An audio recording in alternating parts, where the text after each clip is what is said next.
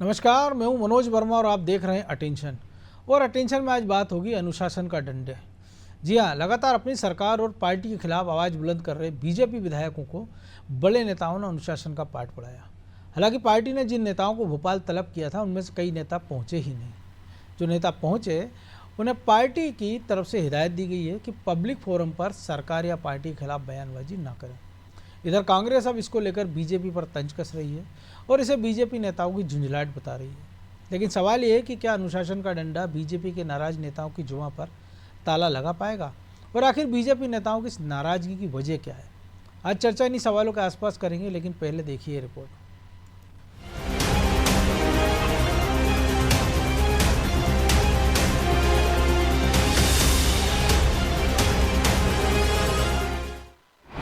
BJP में बैठकों का दौर, संगठन को मजबूत करने की ओर। बीजेपी जहां अपने संगठन को और मजबूत करने में जुटी है, वहीं अपने नेता को अनुशासन का पाठ भी पढ़ा रही है। दरअसल कुछ दिन पहले अपनी ही पार्टी पर निशाना साधने वाले विधायक प्रदीप लारिया, अजय बिश्नोई, प्रदीप पटेल, ब्रिज बिहारी पटेरिया समेत पूर्व मंत्री गोपाल भार्गव को पार्टी ने भोपाल तलब किया। इनमें से प्रदीप लारिया और ब्रिज बिहारी पटेरिया ही भोपाल पहुंचे। इस दौरान संगठन ने हिदायत दी कि पब्लिक फोरम पर सरकार या पार्टी के खिलाफ बयानबाजी न करे। कोई बीजेपी नेता पार्टी के भीतर किसी भी तरह की नाराजगी की बात से इनकार कर रहे हैं। सम्मानीय विधायक, उनके साथ जो आवश्यक बातचीत जो करनी होती है तो संगठन की पद्धति है, और पद्धति में अपने कार्यकर्ताओं से बातचीत करना, संवाद एक बड़ी प्रक्रिया है हमारे संगठन के तंत्र में। तो सम्मानीय विधायकों के साथ जो संवाद करने की आवश्यकता है वो हम सब लोगों ने मिलकर के की। जहां सीएम डॉक्टर मोहन यादव और वीडी शर्मा ने कुछ विधायकों को अनुशासन का पाठ पढ़ाया, तो वही बीजेपी की कोर कमेटी की बैठक में निगम मंडल में नियुक्तियों को लेकर भी चर्चा हुई। जाहिर है कि जल्द ही निगम मंडलों में नियुक्तियां कर बीजेपी नाराज और दूसरे दल से आए हुए नेताओं को एडजस्ट करेगी। हालांकि इस घटनाक्रम को कांग्रेस अपने नजरिए से देख रही है। भारतीय जनता पार्टी के कुनबे के विधायक ही अपनी पार्टी को सवालों के घेरे में खड़ा कर रहे हैं। कोई विधायक बड़े पुलिस अधीक्षक के पास जाकर दशाक्षर दंडवत हो जाता है, ये गुहार लगाता है कि मेरे क्षेत्र को नशाखोरों से बचा लीजिए, नशे गिरफ्त मेरा क्षेत्र आ चुका है, मेरे क्षेत्र में माफियाओं का कब्जा है। कोई विधायक बोलता है कि मुझे खतरा है, मुझे सुरक्षा प्रदान की जाए। कोई विधायक यह कहता है कि मेरे क्षेत्र में दुष्कर्म हो रहा है, बच्चों के साथ दुष्कर्म हो रहा है, महिलाएं सुरक्षित नहीं है। कुल मिला के भारतीय जनता पार्टी के विधायक अपनी सरकार को सवालों के घेरे में खड़ा कर रहे हैं। तो ये बड़ा सोचने वाली बात है कि ये देखिए हताशा है इन विधायकों की कि आखिर ये सरकार के खिलाफ क्यों खड़े हैं। ये बड़ा सवाल खड़ा होता है। इसमें कोई दो राय नहीं कि अन्य दलों के मुकाबले बीजेपी में अनुशासन की डोर काफी मजबूत है। यही अनुशासन बीजेपी नेताओं को एक लाइन में खड़ा रखता है। वही बीजेपी भी पार्टी में अनुशासनहीनता ना हो, इसके लिए कभी कठोर तरीका अपनाती है तो कभी निगम मंडल में नियुक्तियां कर इसे खत्म करती है। और इस बार भी वो कुछ ऐसा ही करती नजर आ सकती है। जाहिर है कि बीजेपी नेताओं की बयानबाजी ने कांग्रेस को उसे घेरने का मौका दे दिया था, लेकिन अब बीजेपी इसे कंट्रोल करने में जुट गई है। ब्यूरो रिपोर्ट, अनादि टीवी। तो इसी पर चर्चा करने के लिए हमारे साथ जुड़ गए हैं वरिष्ठ पत्रकार सुरेश शर्मा और हमारे सहयोगी प्रभु पटेरिया और ब्रजेश चौक से। बहुत स्वागत है शर्मा जी अनादि टीवी में। और ये अचानक से भाजपाइयों का कांग्रेसीकरण कि सबके सब में आंतरिक लोकतंत्र सबको जाग गया, जैसे कांग्रेस में होता है ना, किसी प्रकार की बयानबाजी फिर कहा जाता है हमारे यहाँ तो आंतरिक लोकतंत्र है।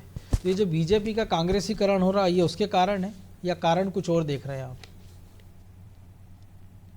देखिए, कई बार क्या होता है कि संगठन जो है उसमें पर्याप्त बात कहने का अवसर नहीं मिलता, और जब बात कहने का अवसर नहीं मिलता तो जो भरा हुआ है वो कहीं और निकल जाता है, सोशल मीडिया पे निकल जाता है, मीडिया के सामने निकल जाता है, प्रशासनिक अधिकारियों के सामने निकल जाता है, या कहीं अन्य अपने सहयोगी साथियों के साथ सामने निकल जाता है।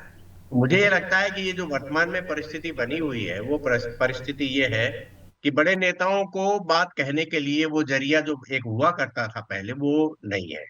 कार्य समिति की बैठक छोटी होने लग गई, पहले 2-2 3-3 दिन की होती थी, फिर उसके अंदर जो है नेताओं के इतने मुख्य अतिथि हो जाते हैं कि उनके ही भाषण पूरे हो पाते हैं, तो वहां जो है अपनी बात कहने का फिर अवसर नहीं मिलता। जिसको प्लेटफार्म शब्द इस्तेमाल करते हैं कि आप प्लेटफार्म पर बोलिए, तो प्लेटफार्म है कहाँ? आप केवल संगठन मंत्री को बता के चले जाइए, आप जो है प्रदेश अध्यक्ष जी को बता के चले जाइए, उसका निदान नहीं निकल पाता, और निदान जब नहीं निकलता तो इस प्रकार की स्थितियां बनती हैं। एक बात तो मुझे ये लगती है। दूसरा जी। क्या लगता है कि जो विधायक हैं वो प्रशासनिक अधिकारियों के सामने बौने हुए हैं, जनप्रतिनिधि बौना हो गया। उसके दो कारण है। पहला कारण तो ये है कि सब कुछ जो है वो बड़े नेताओं के कब्जे में है, यानी कि आपको जवाब देना किसको? मुख्यमंत्री जी को। आपको जवाब देना किसको? चीफ सेक्रेटरी साहब को। तो इसलिए आपको बाकी किसी से डरने की और बाकी किसी के प्रति जवाबदेह होने की आवश्यकता नहीं है। दूसरा एक सबसे बड़ा जो कारण हो गया है वो ये हो गया है कि लेकिन असेंबली ये जो में, संगठन नाम की चिड़िया फिर वो किस काम आएगी? बता रहा हूं मैं, उसी पे आ रहा हूं इसके बाद। दूसरी एक सबसे बड़ी बात क्या हो गई है, सब दो आप तीनों सीनियर जर्नलिस्ट हैं और फील्ड में बहुत ज्यादा सक्रिय रहते हैं। जो असेंबली हुआ करती थी एक जमाने में, विधायक अपनी सारी भड़ास जो है वो असेंबली में निकाल देता था। अब वो दौर खत्म हो गया कि असेंबली में कोई जाए, क्योंकि असेंबली को भी नेताओं ने हाईजैक कर लिया। यदि विपक्ष के नेताओं को हम देखते हैं तो विपक्ष के नेता क्या करते हैं कि वो अपने पॉलिटिकल एजेंडा को पूरा करने की कोशिश करते हैं, विधायकों को जो है उसमें कहीं भी भागीदार होने के लिए मौका नहीं देते। कभी कोई एक मुद्दा उठा लेगा, कोई दूसरा मुद्दा उठा लेगा, तीसरे दिन तीसरा उठा लेगा, लेकिन जो विधायक अपने कॉन्स्टिट्यूएंसी और अन्य क्षेत्रों के बारे में उठाना चाहता उसको मौका नहीं मिलता। इसी प्रकार से सत्ता पक्ष वाले अपने एजेंडे को पूरा करने की कोशिश करते हैं, कौन क्या बोल रहा है उसको वो टालने की कोशिश करते हैं, और मालूम चला 2-3 दिन में ही सारा काम करके फ्री हो जाते हैं और विधानसभा की कार्रवाई अनिश्चित काल के लिए स्थगित हो जाती है। तो ये एक चीज है। जी। जो भारतीय जनता पार्टी के पास विशिष्ट रूप से संगठन नाम की जो चिड़िया जिसका आप उल्लेख करते हैं वो है, वो फिर अब सामने लाई जाती है जब बहुत ज्यादा कुछ मीडिया में छप जाता है, सोशल मीडिया में आने लग जाता है, किसी के इस्तीफे वायरल हो जाते हैं, किसी का दंडवत वायरल हो जाता है, तब संगठन को सक्रिय किया जाता है। और वहां आकर के आपको एक अनुशासन की गुट्टी पिला दी जाती है कि भैया अपन लोग तो कुशाभाऊ ठाकरे के संगठन वाले हैं, अटल बिहारी आडवाणी जी की तरफ देखिए, आज के परिस्थितियों की तरफ यदि हम देखेंगे तो भाजपा फिर भाजपा नहीं रहेगी। और सामने वाला ये कह करके चला जाता है, जैसे आज उन्होंने कहा है कि हमें अनुशासन संगठन का जो निर्देश है उसको मानेंगे हम और जयराम जी की। तो जो कसरत चली थी वो कसरत आके इस जयराम जी पे आकर खत्म हो जाती। लेकिन इसके बावजूद भी बड़े नेताओं के दिमाग में ये बात आ रही है कि जो भाजपा का विधायक लंबे समय से असंतुष्ट है, जो भाजपा का कार्यकर्ता लंबे समय से असंतुष्ट है। एक बहुत गंभीर बात है, आप सबको ध्यान में है, मुझे भी बहुत ध्यान में है, कि जो जिन स्थानों पर कार्यकर्ता को संतुष्ट किया जा सकता है या जिन पर नियुक्तियां करके जिम्मेदारी दी जा सकती है, वो सारी जो है जगह खाली पड़ी हैं और उसके अंदर भरने का साहस जो है कोई भी कर नहीं पा रहा। फिर मौका मिलेगा तो मैं बताऊंगा कि क्या क्या चीजें ऐसी हैं। तो कुल मिलाकर के ये कहा जा सकता है जो मैंने कहा। तो प्रभु जी, जो शर्मा जी ने कहा और आप हम भी देख रहे हैं, लेकिन जो संगठन अनुशासन के लिए जाना जाता है, जिसमें माना जाता है कि जो संगठन महामंत्री है या प्रदेश अध्यक्ष आखिरी सीढ़ी है, कि ये पहली सीढ़ी है कि अपनी कोई बात है आप वहाँ तक पहुँचा दें, लेकिन उनका नंबर आखिरी में लग रहा है। और ये जो संगठन अनुशासन वाला है, ये समृद्ध को नहीं दोष गुसाई वाली तर्ज पे काम करने लगा है कि अगर गोपाल भार्गव कह देते मैं आऊँगा नहीं, अजय बिश्नोई के पास एक जायज़ कारण है, प्रदीप पटेल आने से मना कर देते हैं और कारण भी बताते हैं और सुरक्षा भी छोड़ देते हैं। वो कहते हैं कि मेरे को ट्रेन में टिकट नहीं मिला और अपने क्षेत्र में वो अपनी गाड़ी छोड़ के मोटरसाइकिल पे घूम रहे हैं। तो क्या एक विधायक इतना समर्थ हो गया कि वो एक एडिशनल एसपी के सामने दंडवत हो जाए और उसको रेलवे में टिकट ना मिले और वो अपनी गाड़ी से भोपाल ना आ पाए? देखिए मनोज जी, कुछ तो प्रचार की भूख एक होती है कि आप जो विधायक हैं, आप एक मुद्दा ऐसा उठाया जो जनता से जुड़ा हुआ मुद्दा है, आप उस मुद्दे पर लीड लेना चाहते हैं, लगातार अपने क्षेत्र में जनता का समर्थन चाहते हैं, तो निश्चित तौर पर जो प्रदीप पटेल जो कर रहे हैं इस तरीके के कदम व्यक्ति उठाता है।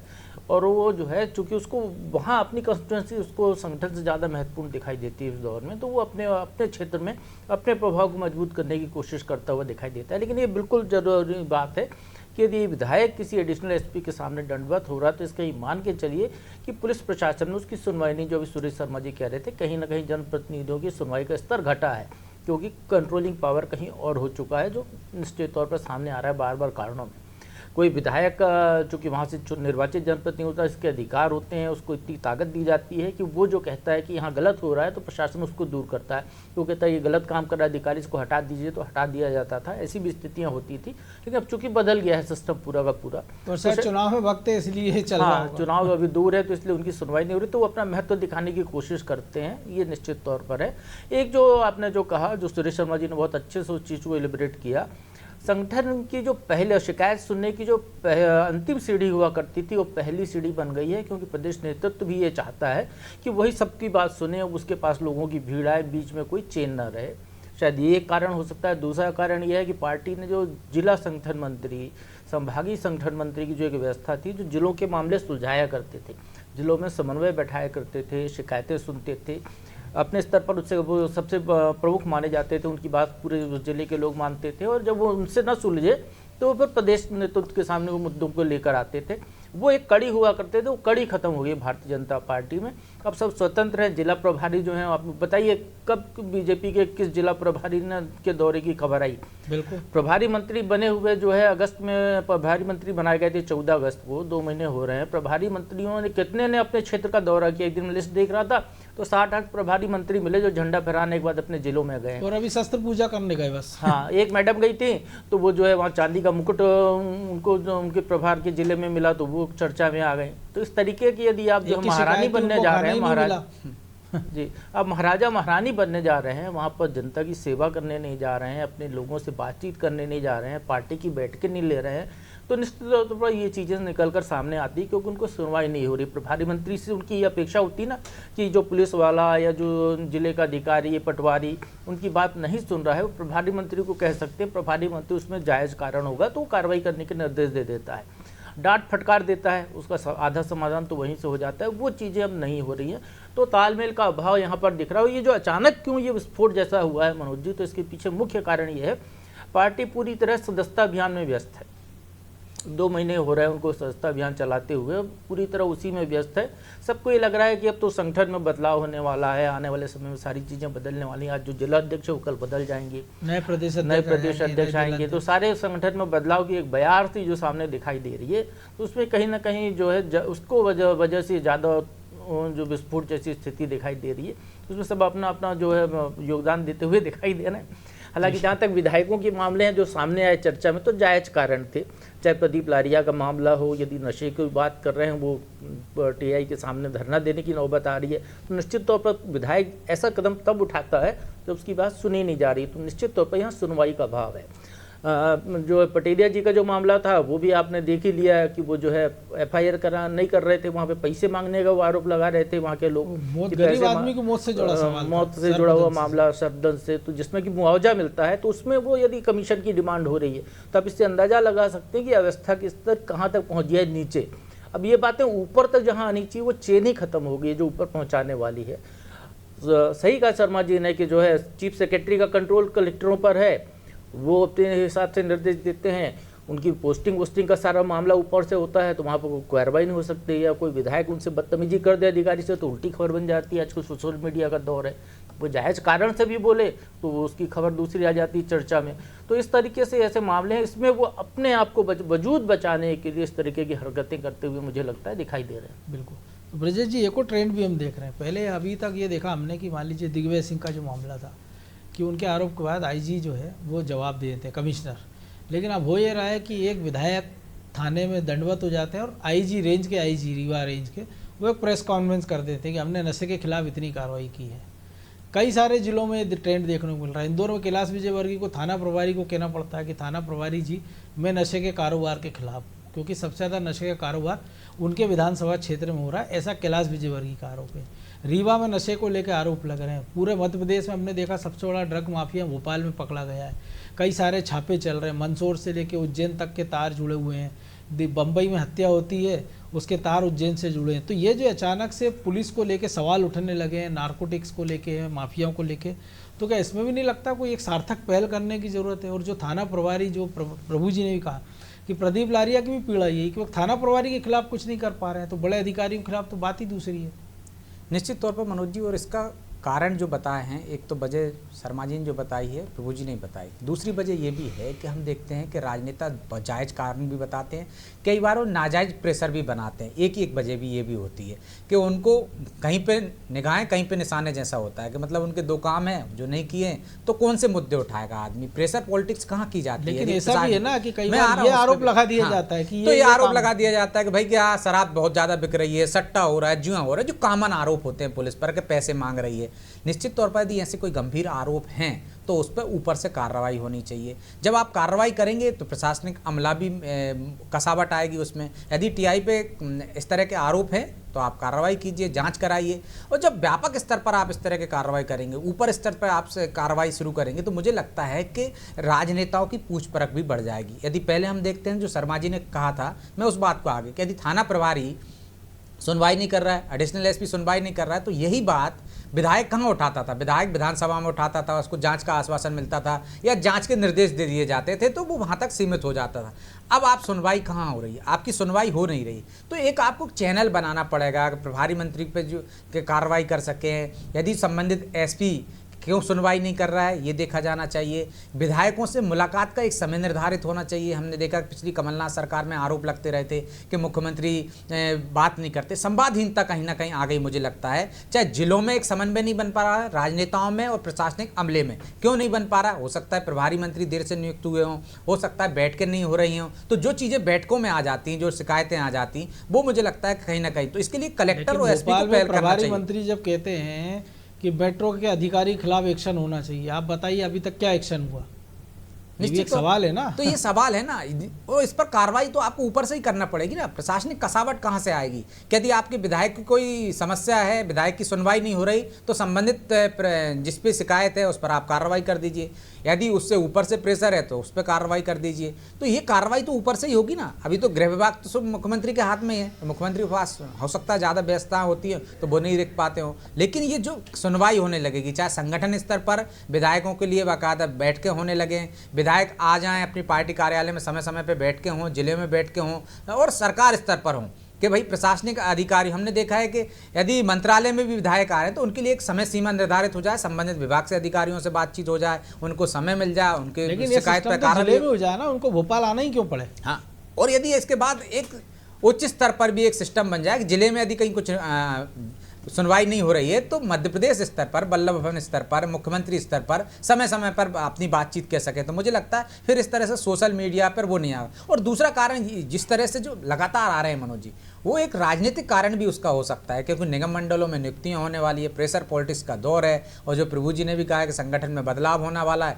तो सब अपने अपने राग अलप रहे हैं कि कहीं ना कहीं एक सरकार पर प्रेशर बन जाए तो हो सकता है कि उनकी भी लॉटरी खुल जाए। क्या ऐसे प्रेशर पॉलिटिक्स पहले अजय बिश्नोई ने नहीं की? क्या पिछली सरकारों में हमने देखा है वो कहते थे सब कांग्रेस वाले हिस्से ले गए, उनके हिस्से में चला गया बीजेपी वालों को। तो अजय बिश्नोई की भी तमन्ना है, गोपाल भार्गव की भी तमन्ना है, तो बाकी विधायकों की तमन्ना नहीं होगी क्या? तो जो निगम मंडलों में नियुक्तियां हैं, मुझे लगता है उसके पीछे भी एक वजह ये भी हो सकती है कि इस तरह के बयानबाजी सार्वजनिक हो रही ताकि आप ये तो सारे वो विधायक है ना जिनको कह सकते हो तो मलाई काट रहे हैं, जो तो बेचारे रह गए उनको लिए निगम मंडल का रास्ता खुले।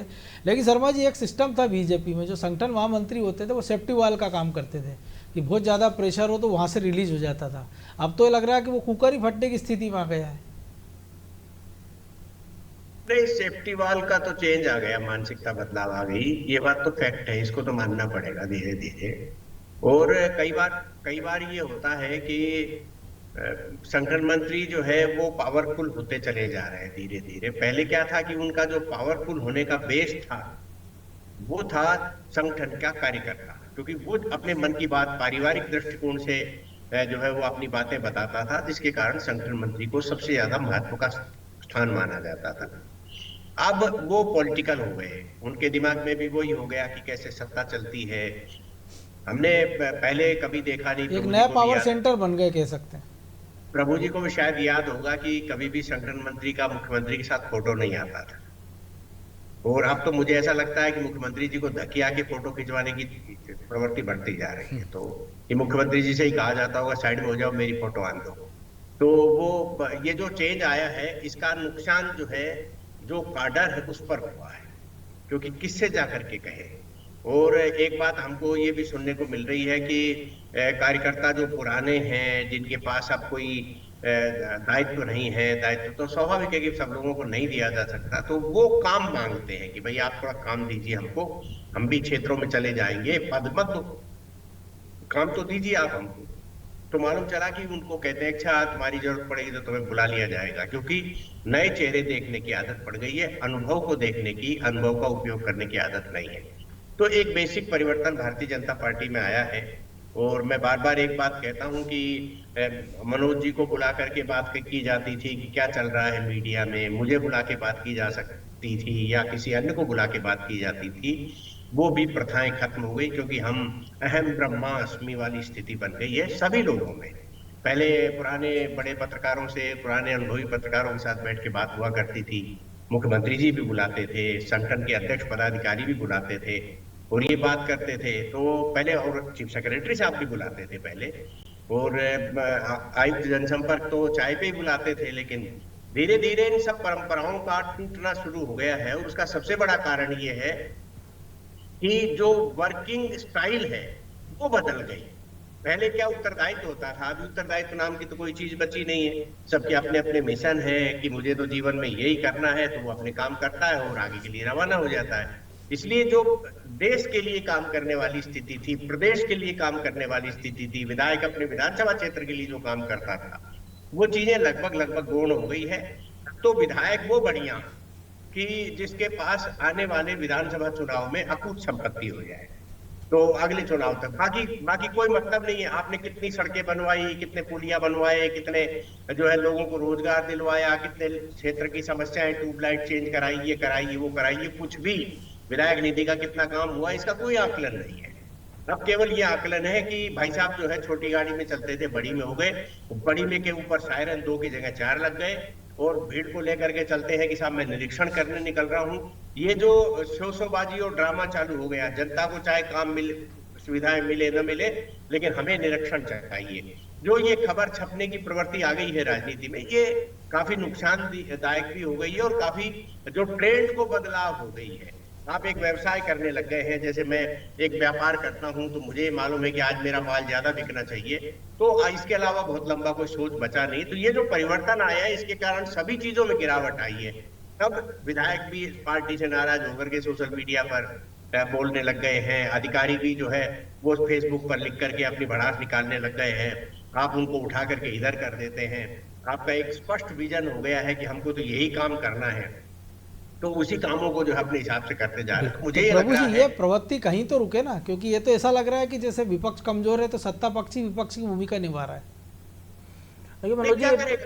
क्या करेगा जी मनोज जी, पहले भी ऐसी घटनाएं होती थी, लेकिन इस बार एक साथ आई हैं, और वो जो घटनाएं सामने आ रही हैं, जो नाराजगी का भाव आया है, वो सीधा पुलिस प्रशासन को लेकर, व्यवस्था को लेकर आया है।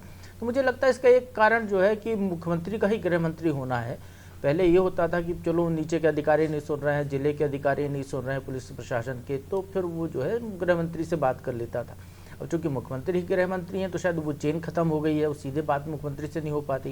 गृह मंत्री को आप धरना, यदि ब्रज बिहारी पटेरिया का मामला नहीं, और रात को वहाँ पर धरने पर बैठकर यदि वहीं से गृह मंत्री को फोन लगा लेते तो शायद उनका तुरंत समाधान हो जाता कि FIR नहीं कर रहे हैं तो उनको धरने पे बैठने की जरूरत नहीं पड़ती।